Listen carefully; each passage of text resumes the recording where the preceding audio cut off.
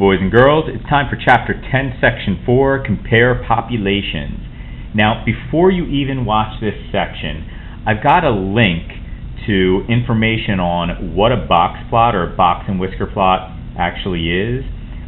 It's via Khan Academy, and I strongly suggest that you stop the video, look at the description, click on that link, watch the videos they have there, watch as many as you need to. Make sure you know what a box plot or a box and whisker plot is inside and out before you even look at this lesson, or else it'll make no sense whatsoever. Alright, now I'm assuming if you're still watching it, you've done this, or you know what a box plot or box and whisker plot is, so let's go ahead and get started with the lesson. Okay, so first thing we need to know are whether or not something is symmetric or not symmetric.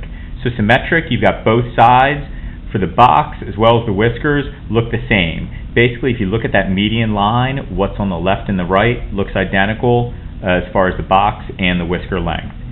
It doesn't have to be 100% perfect, but as long as they look about the same, we consider it symmetric. Not symmetric is when we have things different.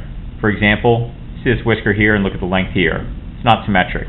The sides of the box, this is a lot shorter than this side right here. So symmetry is important.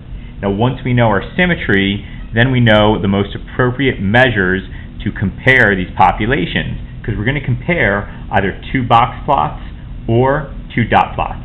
Take a look. Okay, so we're going to get two plots, either box and whisker or dot plots. Now, if both of the plots are symmetric, to compare them, we're going to use the mean to describe the measure of center and the mean absolute deviation to describe the measure of variation. If one or both plots are not symmetric, we're going to use the median to describe the center and the interquartile range to describe the variation. So let's take a look at a bunch of examples. Okay, so let's say that there were two box and whisker plots comparing how many posts you made this month, or how many post students made this month. Well, when we look at these, you can see that these are not symmetrical, neither one of them. Since they're not symmetrical, remember from that chart that I showed you, we're going to use the median and the interquartile range to describe them. So let's look at the medians. For math, I'll put math here, I've got a median of 10. And for, let's say this is the English class. For English, I've got a median of 20. And for the interquartile range is the range that covers the inside quartiles, this quartile and this quartile. So for math class, I've got 20 minus 5. So 20 minus 5 is going to equal 15. And for English, I've got 25 minus 15, and 25 minus 15 equals 10. So I would say that in general, the students from English class make a lot more posts than the students from math class. But I would say the range is a lot greater in math class than it is in English class. All right, let's take a look at another problem. Okay, so let's say that we have the daily high temperature for two cities listed here. And in this city, we've got the symmetric dot plot. And for this city, we also have a symmetric dot plot. See how they look basically the same on both sides? Now, when both of them have symmetry, we're going to use the mean and mean absolute deviation to compare them. So let's find the mean for Fort Myers and for Lehigh Acres. So each dot represents 1 point here. So we have an 80, we have two 81s, and we have an 82. So let's find that mean.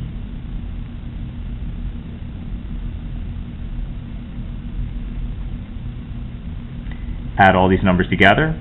Since there's 4 of them, divide by 4, and we end up with 81 as the mean. So Fort Myers, 81 is the mean.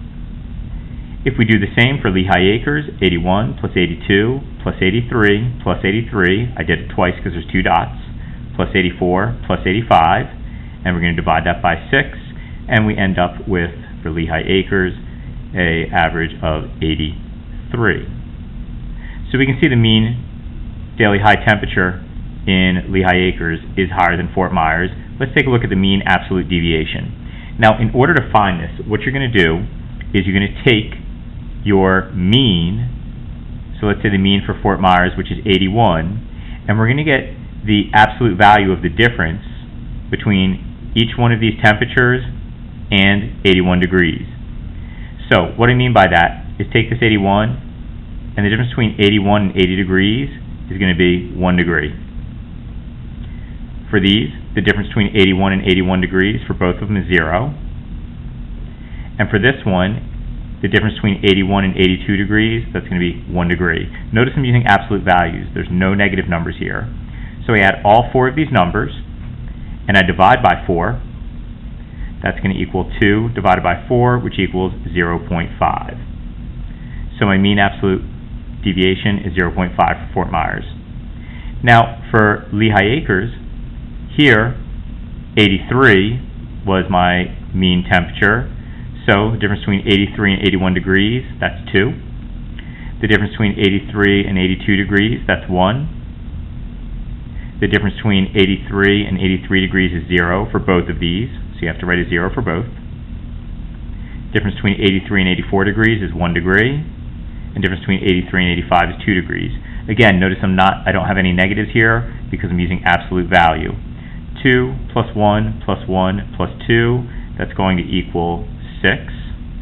And I had 1, 2, 3, 4, 5, 6, 6 numbers here, so I divide by 6, and 6 divided by 6 is 1. So the mean absolute deviation for Lehigh Acres is 1. So what I would say here is I would say that there's a 2 degree higher mean temperature in Lehigh Acres, but I would also say that the temperatures in Fort Myers are not as spread out.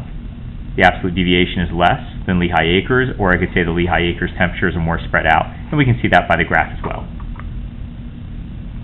Okay, boys and girls, if you understand all that, you should be pretty set for this lesson.